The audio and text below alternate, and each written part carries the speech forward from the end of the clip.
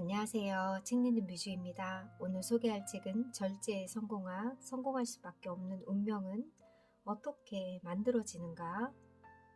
미즈노 남보쿠 지음, 6권 편저, 출판사 바람. 지은이 미즈노 남보쿠의 생애.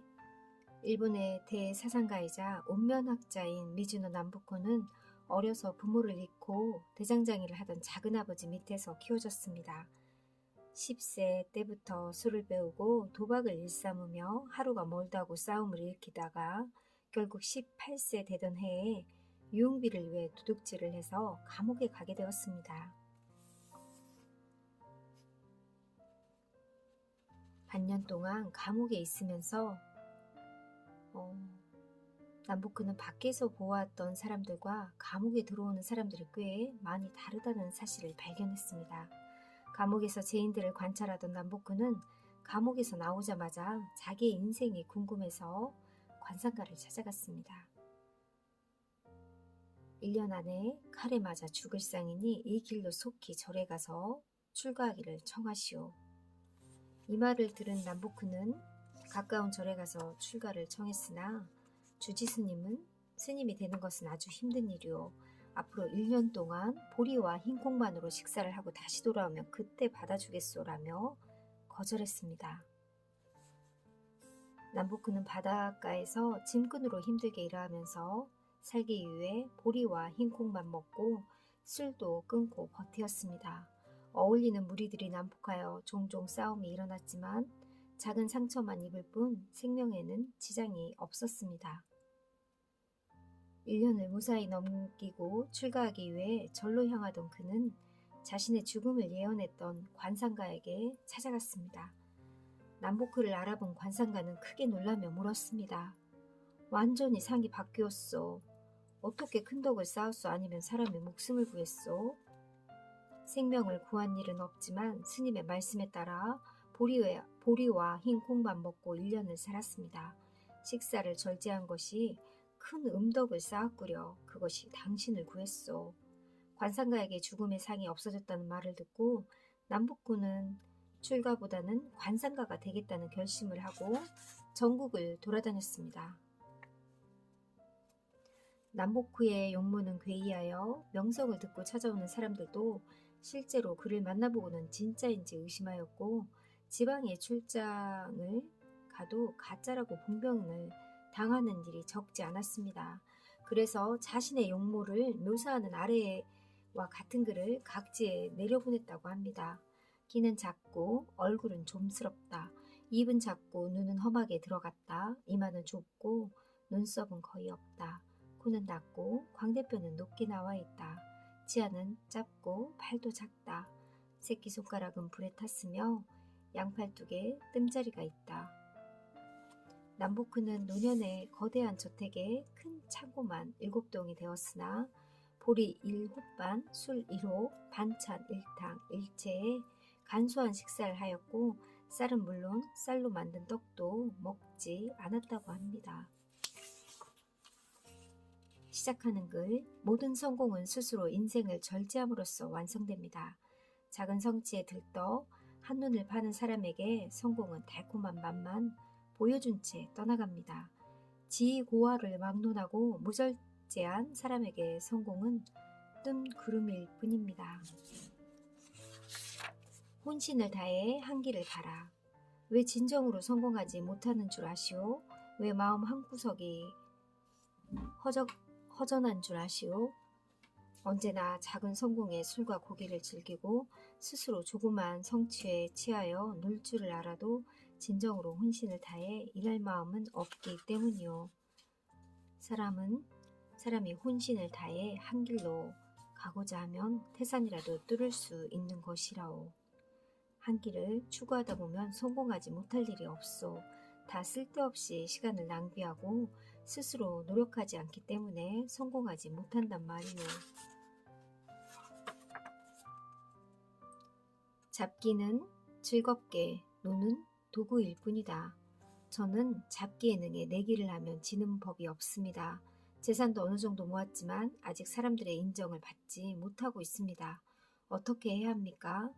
상만 본다면 당신은 그야말로 최상이요. 하지만 당신은 너무 여러 재주를 가지고 있어. 능력이 좋다 보니 못하는 것이 없구려. 그러나 아무리 관상이 좋아도 잡기나 노름을 좋아하면 입신 출세의 길이 막히게 되어 있어. 물론 잡기를 직업으로 가진 사람은 다르지만 당신처럼 큰 뜻을 이루고자 하는 사람이 잡기나 노름 등과 같은 놀기에 빠지는 것은 운명을 바꾸는 것이오.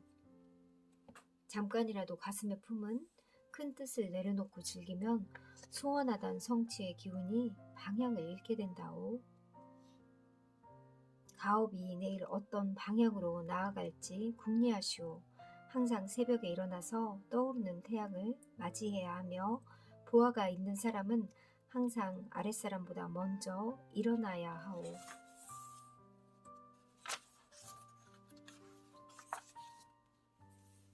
돈은 소중히 여기는 사람에게 간다.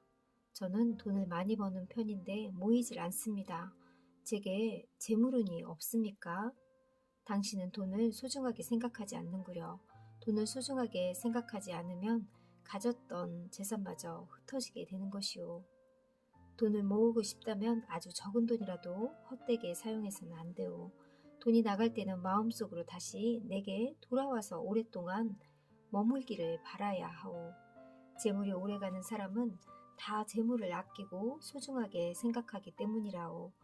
세상 만물이 소중히 아끼는 사람에게 흘러가듯 돈도 마찬가지라오. 줄어야 다시 찬다. 가세가 기울어진 것은 당신 스스로 불러들인 것이오.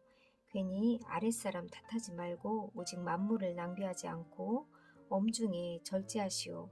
지금이라도 초심으로 돌아가 열심히 일한다면 다시 번성할 수 있을 것이오. 부는 가난이 모여서 된다. 부자가 가난함을 알면 재물의 시작과 끝을 다 아는 사람으로 망하는 일이 없습니다. 이렇게 복을 불러들인 사람은 아랫사람에게 인자하고 윗사람에게 공손합니다. 절대로 교만하지 않기 때문에 가세가 기우는 일은 없습니다.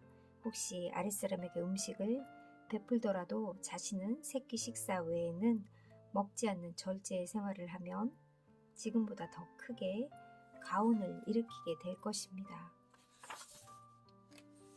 검소와 인색은 다르다. 저는 평소 검소하게 사는 것을 삶의 원칙으로 삼고 살아왔습니다.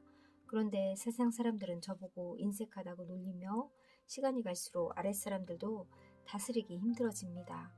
검소한 생활을 그만두어야 합니까? 소인들은 검소하게 산다는 핑계로 아랫사람들 목까지 아끼고 또 세상 인정상 내야 할 금전조차 내지 않으며 남을 도와주는 일에도 일전 한 푼도 쓰지 않소. 이것을 어찌 검소한 삶이라고 할 수 있소?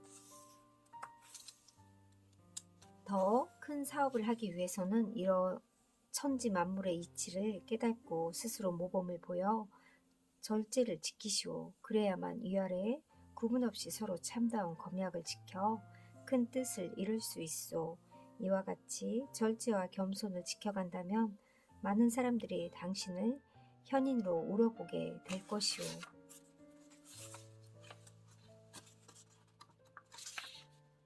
일찍 일어나야 성공 운명이 된다. 아침에 늦게 일어나는 사람들 중에 밤에 무엇인가를 하는 사람이 많은데 이것이 다 쓸데없는 밤을 새우는 것입니다.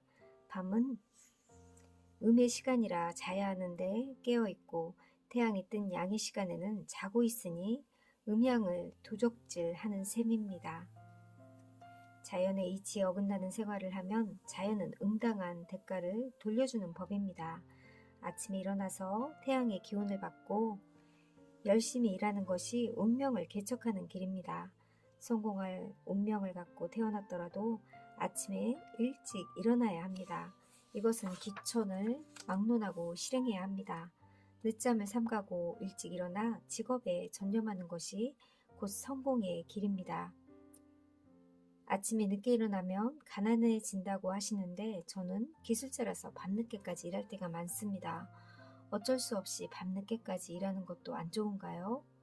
부귀장수를 누리고 싶다면 밤늦게까지 일하는 것을 당장 멈추어야 합니다. 아침에 일찍 일어나면 모든 것이 조용하기 때문에 마음이 상쾌해지고 좋은 생각만 떠오릅니다. 밤에는 나쁜 생각이 쉽게 떠오르고 아침에는 좋은 생각이 나는 것은 그냥 그런 것이 아니라 기의 흐름이 그렇기 때문입니다. 늦잠은 빈궁당면의 원인입니다. 진정으로 성공을 바란다고 당장 고위층과 사귀는 것을 그만두시오. 대신 지성으로 동료를 위하고 아랫사람을 사랑으로 보살피는 것에 온 힘을 기울이시오. 절대 아랫사람에게 교만해서는 안 돼요. 이와 같이 지금까지 다른 삶을 살면 당신은 운명대로 크게 성공할 것이오. 마음이란 흐르는 물을 그릇에 담는 것과 같소. 좋은 사람과 사귀면 마음이 저절로 좋아지는 것처럼 고위층과 사귀면 마음이 저절로 고위층과 같아지게 된다는 말이오. 다시 말하면 그릇은 작은데 물이 넘치니 자연히 교만한 마음이 생기게 되는 것이라오.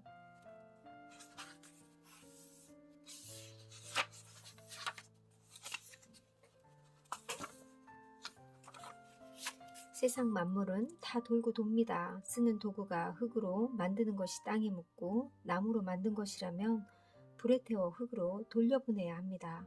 나무로 된 것을 더럽다고 마구 버린다면 제대로 썩을 수 없어 흙으로 돌아갈 수 없으니 나무에게는 불행한 일이 됩니다. 나무가 더러우면 물로 깨끗이 씻어서 불태워 재로 만드는 것이 나무에게 음덕을 쌓는 일입니다. 자신의 운명은 매일 자신이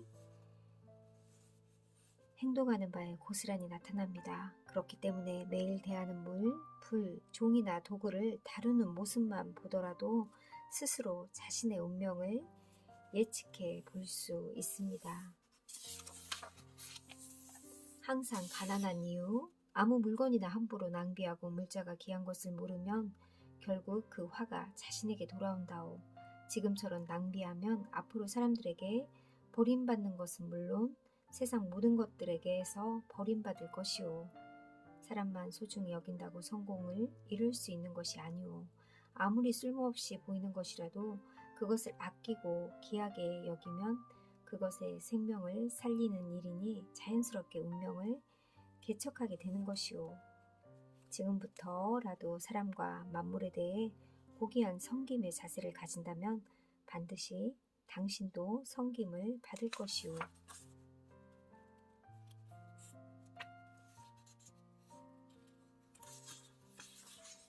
운은 누구에게나 있다. 여기부터 다음 시간에 소개해 드릴게요. 감사합니다.